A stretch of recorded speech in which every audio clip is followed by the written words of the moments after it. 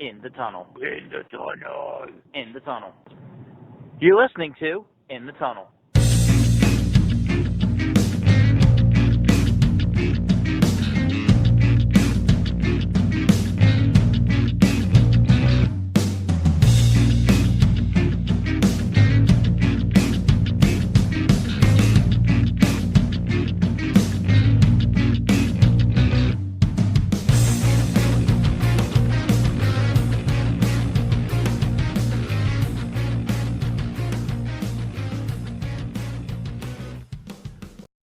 Hello and welcome to In the Tunnel, episode number 79, take like 58.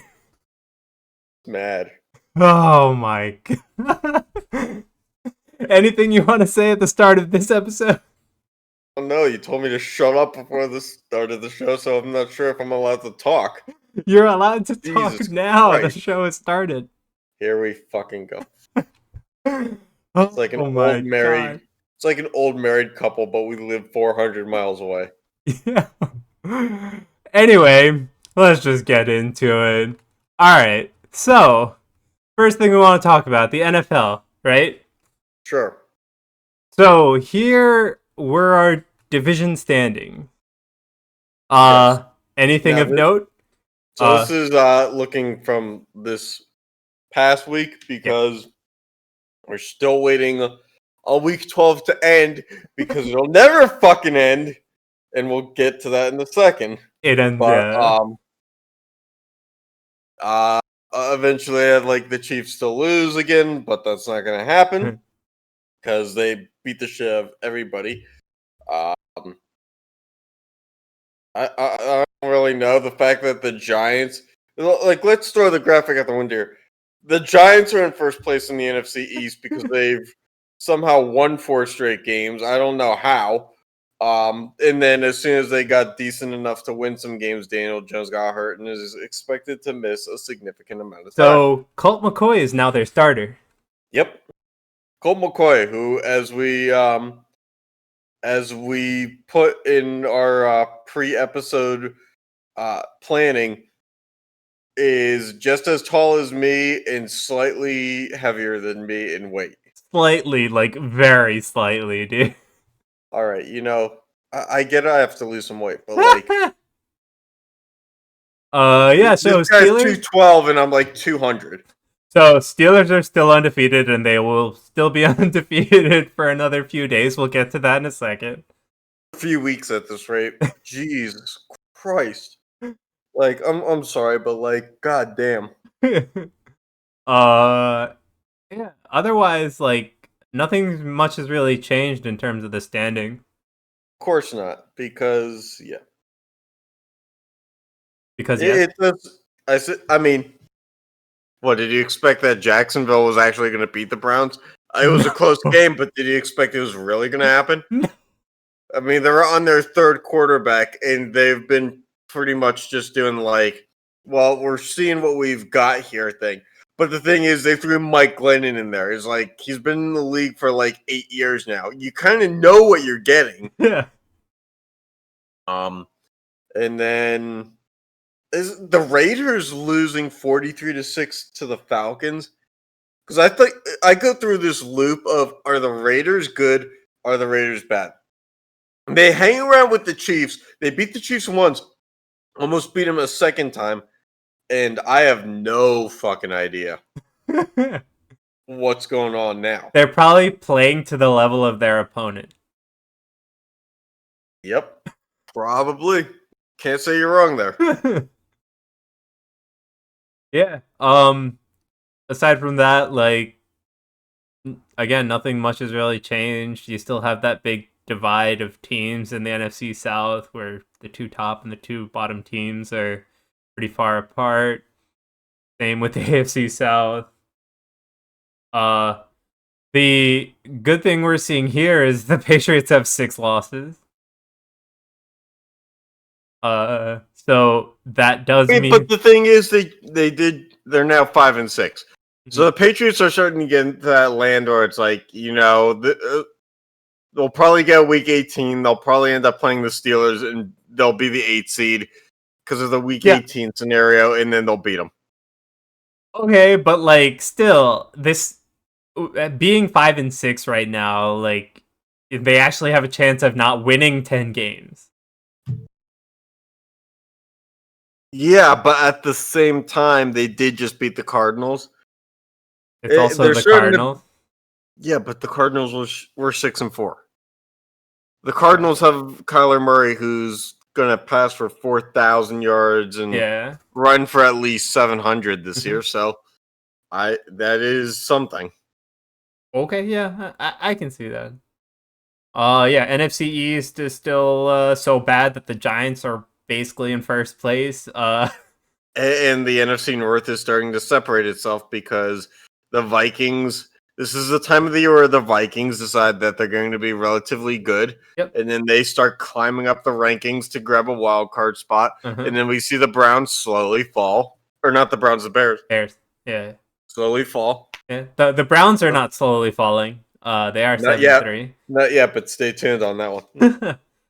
Yeah, but I mean they've had a pretty good year, regardless of like where they end. Who I would have didn't, thought that a Cleveland team would be good without OBJ? but like that's not even Who the would have point. thought Is that like, OBJ wasn't the glue guy? but like the point is that like even like I didn't expect them to be 7-3, let alone Yeah, now they're 8-3. yeah. Well, when we have the standings at 7-3, now they're 8-3. Like heck, I expected them to be like a 500 team, maybe just barely above it, and they're looking like instead of an 8-8, 9-7, they could hit the 10-win mark easily. I mean, I said it last year, and I still maintain it. But obviously, it looks like it's coming to fruition. When they got OBJ and they got Landry and they got all the guys and all the weapons, I was a very huge proponent of it's going to take a year to mesh. And now they had their year of middle of the road mediocrity, Mm-hmm. but now here we go. Okay. I mean, even then, like I expect them to be just barely like, 8-8, 9-7. So with the start they've had, they've kind of blown my expectations out of the water. I mean, don't. There's still plenty of time to I go mean, 8. but it's also like if I'm expecting them to be 8-8, 9-7 by the end of the year, I'm probably looking at like a 6-5 team right now, not an 8-3. Crazier things have happened, Yeah, man. I know. I'm just saying. You've seen teams start the year 8-0 and miss the playoffs. Yep. It doesn't look like that's happening for the Steelers, but yeah. So why don't we just get into that? Sure, because yeah. All right. So this was going to be a Thanksgiving night game. Yes. Perfect environment under the lights. Steelers with their color rush jerseys on. It was going to be probably a really close game and a really competitive game, Uh-huh. as they always are for Steelers Ravens. And then the COVID shit hits. Now, I will not blame the Ravens for COVID and have it, members of their organization having COVID, because at this point, or at this point in the year, Yeah. it's a spike in cases. It's clearly, if you're paying attention to like ESPN and everything like that, affecting tons of college basketball games, college football games. It's just becoming harder to handle. NFL wise, there's probably a guy on 25 teams right now, currently, who has Yep. it. So in there, I have no ill will towards the Ravens because Can't really control that right, at this point. exactly. Yeah. But what I do have a problem with is as it comes back around later to the likeness of 20 plus players landing on the COVID list. Now, this includes Lamar Jackson, who will not be playing in the game against the Steelers unless that game is week 18 and it gets postponed further. But this game has now gone from Thanksgiving to Sunday at 1:15 to tomorrow, Tuesday, December 1st, I believe. Yep. And then after that, it's now, we found out earlier today, it's postponed again to Wednesday, December 2nd at whopping 3:40 p.m. Eastern Time. Now, granted, a lot of people are still working at home because it's pandemic. There's still a good portion of the country that has now returned to work, and they work 9 to 5 jobs. I work until 3:30, and this game is going to start before I get home. So I'm probably in decent shape to see at least most of it. But the fact of the matter is, like, and the really funny part is, being a Jewish guy, knowing that my religion wasn't the reason why this game happened at 3:40 p.m. NBC is airing the Rockefeller Plaza tree lighting Wednesday night. Yep. So they bumped the game up to the afternoon. Yep. So, as if I needed more ammo to not like Christmas, they took at least the first half of the first quarter of the Steelers game from me. I do want to bring up though, so with how the schedulers are being rearranged though, because this game is on Wednesday, right? Which means as far as we know, there's still time for it to. Yeah, but as far as we know, the Steelers game cannot happen on Sunday. So it moved to Monday if they play on Wednesday. Okay. And that game's at 5 p.m. Yes. Because why not? But the big thing is the Ravens game moved to Tuesday of next week against the Cowboys, right? Yep. That means that Lamar Jackson could actually play in that game. This is not the game against us. Yeah, no, but if it was Monday, he could not, I don't think. It was actually because it moved to Tuesday. Yeah, which isn't that a crock of shit too? That they move the Ravens to Tuesday, and yet somehow they move us to Monday, and they're like, these guys are playing the same day. Why wouldn't we just give them 2 different days afterwards? It's like, why aren't both teams playing on Tuesday next week? So, and this is where the anger starts to come in. So now, we addressed it even keeled, but now I ramp up. So the bullshit part is the Ravens deciding that, and I can go to Twitter here to see the variety of tweets on it, but I don't need to, that they needed this postponed from Tuesday to Wednesday because they needed more time for walkthroughs, they said, and that they felt that they would strain their muscles if they played the game Tuesday instead of Wednesday. They've had an extra 4 days. Well, which brings me to my thought, which is, don't you stretch before the game? Your muscles don't stay loose for 48 hours. Especially if you take a flight, at which point there's tighter air pressure, which would probably constrict your muscles anyway. So don't give me shit about you need more time to loosen your bodies. That's not how the body works. Then don't give me this shit about only after 20 players are on the COVID list that the Ravens don't want to play the game Tuesday because of fear that the outbreak isn't contained and that they don't want to play the game because they feel that they would be at risk of getting COVID from the Steelers, who have one positive test and have no subsequent days of positive tests since the guy who tested positive got it. Look yourselves in the mirror. It's your own building where this is going on. And then you're going to do a potential strike against labor union approval and refuse to play Tuesday. Okay, well, what's stopping you from forfeiting? Because if you're not going to play Tuesday, there's 31 other teams in this league who have not resorted to that. The Broncos didn't have a fucking quarterback. They asked for the postponement. The NFL said no. They didn't forfeit. They took that huge loss and they moved on. Now, this is a team, and I cannot stress this enough, and as much as I've been listening to the sports radio here in Pittsburgh, they have not said a word about this. The Ravens currently occupy the 8th spot in the AFC.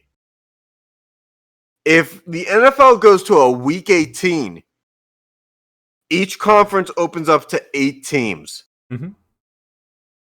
Who benefits the most from not playing this week? Well, I mean, it would we know be the answer. Ravens. Yeah. The Ravens put themselves in playoff position despite the fact that they are reeling and have lost more games than they've won in the past 5 or 6 weeks. Mm-hmm. So kudos to the Ravens for spotting a chance to strategize. But if you're the NFL, you can't let that happen. You can't let the Ravens dictate the flow. And then what's really just over the top is that it's inconsistent by the NFL. The Denver shit is different, yes. Tennessee didn't get this big of a break when they had an outbreak. Yes, that was partly because Tennessee went to a public high school and practiced anyway. And they really shouldn't have been. But the fact of the matter is, and I don't want to play the victim card towards the Steelers, but at the same time, they're the only team in the NFL that's seen their schedule move this much. Yep.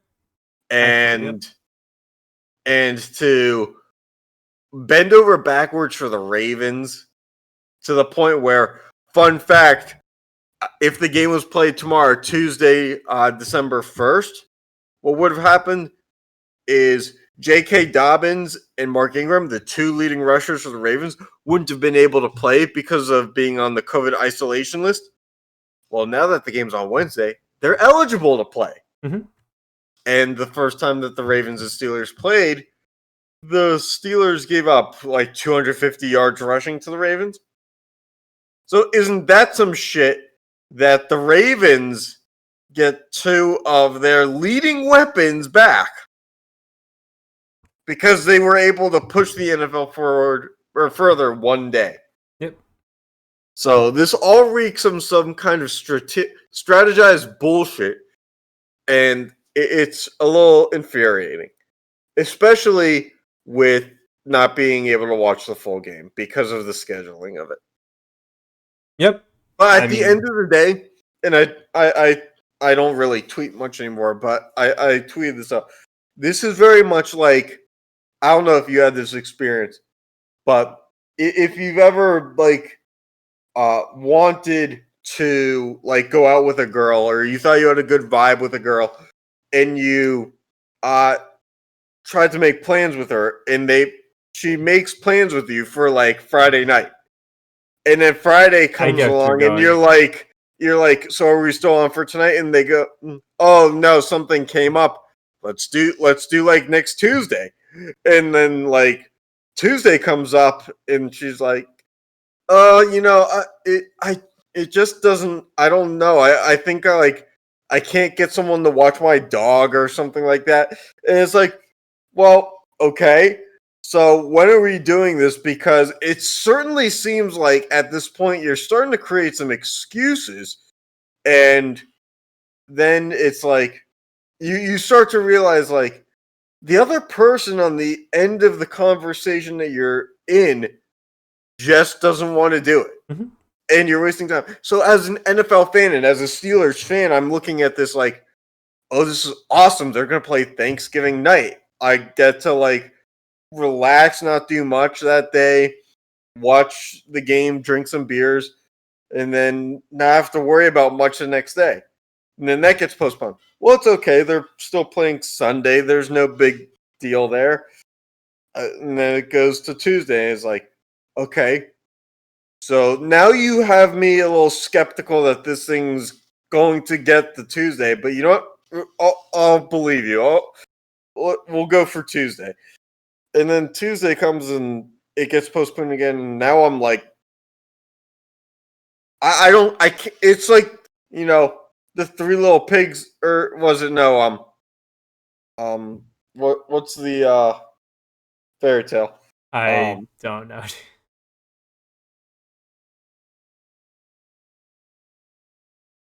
Is it Little Red Riding Hood or no. Okay, what? No, I don't think so. But you get what I'm saying. Yeah, it's like you've now communicated the message to the village people enough to where they've bitten on it so many times that it's like, well, now when you say that it's going to happen, I just don't believe you. I just don't. This game's either going to happen or it's not. But right now, I don't believe it's going to happen. All right.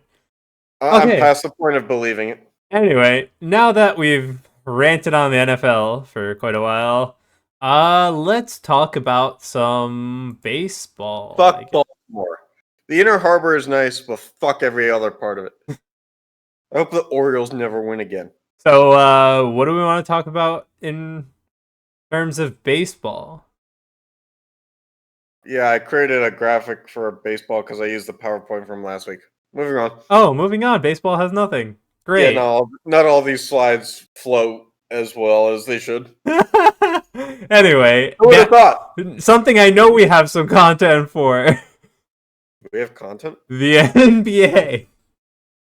All right, the NBA. What are we going through today? The NBA draft, which we thought when we first did a pre-production meeting for this, I thought that we were in a good spot. I was like, we have to brag about that we got picks right for the mock draft this year. We got damn close, guys. We got real damn close. We did not get any right again this year. No. We had and let's go to the tape. Let's look back at the mock draft. So I think this one was it, right?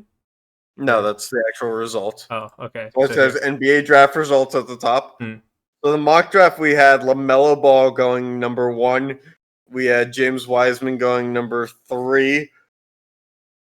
That didn't happen like that. LaMelo went number 3. Yeah. And Wiseman went number 2. Uh-huh. We had Edwards going 30. He went number 1. He at least went in our draft, too. And from there, you know, it was all downhill. Yep. Is there any other, like, ones that are notable from us, or was that it? Close, but didn't cut it. See here. Let me look through this on my end. Mm-hmm. Yeah, I have no faith in the like top 10. So I mean, we got that the Magic drafted a point guard. oh, It's not really narrowing it down. But yeah. Let's keep going. Yeah. Yeah, so I that's think where anyone, Anthony anyone Edwards. yep. We had Anthony Edwards last because in the first round at least. Because why not? So yeah. Oh, so here we had Isaac Okoro going 5th in the actual draft. I saw his name somewhere. We had him going 6th. Pretty close for us. Pretty damn close, dude. Yeah. Otherwise, we were pretty far off, I'm pretty sure. Yeah. But that's okay. You know, for us being close in multiple spots is really good because it should not happen like that for us. We spun a wheel and got close on 4 draft picks. Yeah. Last year, we spun a wheel and got close on like 1. I think we got like Tyler Harrow pick like 1 off. Yeah, it was one off. It was like he went to the Heat and then we had him like to the Hornets or something. Yeah, the pick after, I'm pretty sure. And then a year later, our Twitter feed blew up with people saying like this was the stupidest thing ever. It's like, yeah, we created this a year ago. We get that it's the NBA Finals now, but like this is not when it happened. I had to get on our Twitter account, which we rarely use, and like clarify and be like, clarify to like 20 people, like, yeah, this was like we spun a wheel. Like we didn't actually put any thought into this. It was supposed to be humorous, and then people were like, "Oh, okay, yeah, that's cool." Yeah, all right. So let's talk about some Turkey. free agency. Oh God, another graphic I can't read. Yeah. So what? Anthony Davis is still a free agent. Kinda. He was supposed to. Kind of. That's not a free agent. Actually, no. He was supposed to sign a deal like right after Thanksgiving when some new like media deal or something sunk in. I thought, but it doesn't look like he signed one yet. He's supposed to. He's like tentatively re-signed with the Lakers. Okay. But he has not actually done it. Yeah.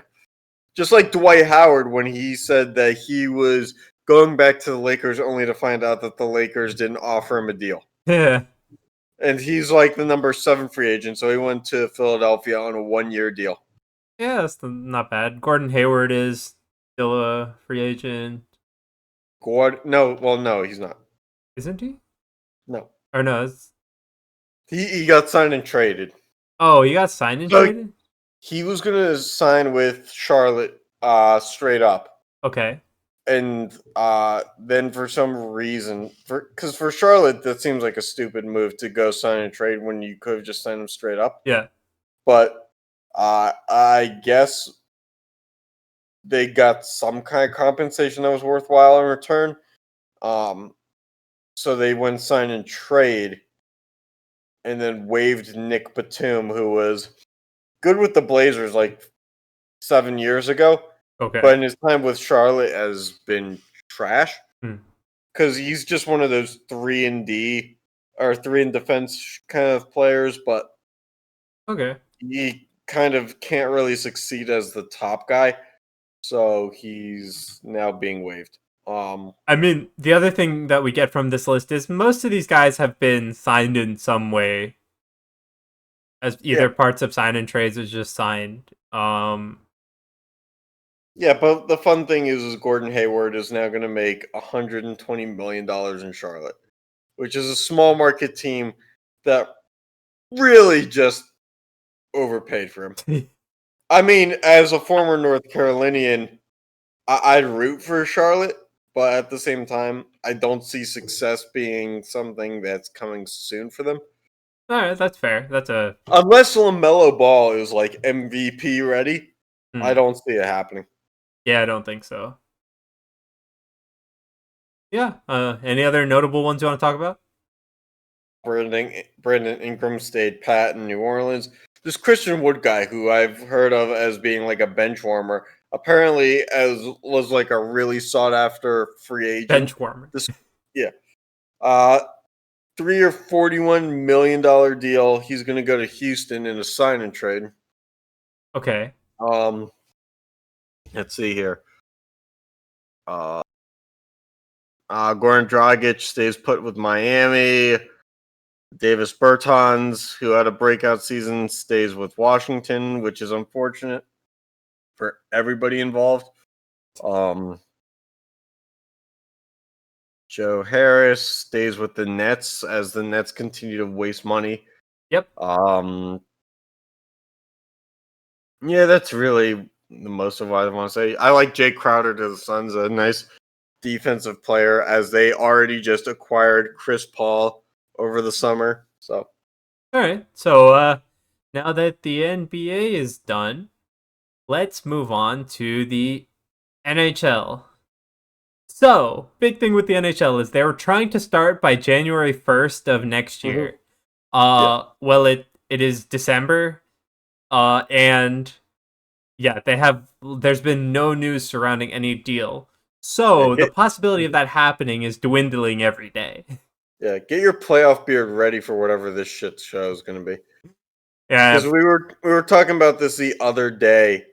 This is just rock bottom Gary Bettman once again. but The like, team that most recently have a lockout, other than baseball, because baseball was more like a labor dispute, not really a lockout.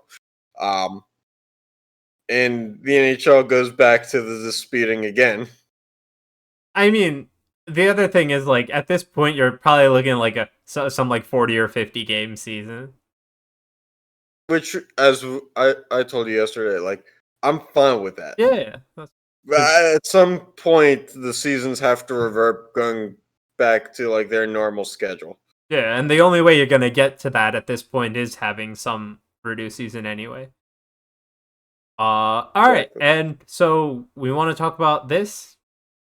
Yeah. So you had sent me an article that I had no chance to look at Oh, regarding a restart outlook. So if you could just lead the discussion on this one. well, yeah, it was just basically going into all the points of like, okay, they have they're trying for the date of January 1st, but it doesn't look like that. And that's a lot of because, so how the NHL and the NHLPA made the agreement for the playoffs to even continue was they put part of the player's salary in escrow, which means it's like not paid out then, paid out later. Mm-hmm.